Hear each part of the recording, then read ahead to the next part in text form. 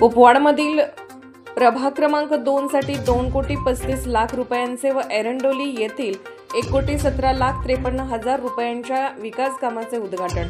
माजी मंत्री आमदार सुरेशभाऊ खाडे यांचा मतदारसंघात विकास कामांचा धडाका, मतदारांना विकास कामांची दिवाळी भेट। कुपवाड प्रभाग क्रमांक 2 मध्ये विविध विकास कामांचा शुभारंभ आमदार डॉ. सुरेशभाऊ खाडे यांच्या हस्ते करण्यात आला।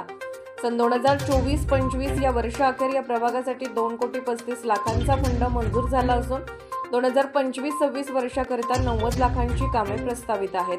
तर एरंडोली येथील नागरी सुविधा DPC 2515 आणि आमदार फंड या अंतर्गत तब्बल 1,17,53,000 रुपयांच्या 10 विकास कामांचा शुभारंभ आमदार डॉ. सुरेशभाऊ खाडे यांच्या शुभ हस्ते संपन्न झाला।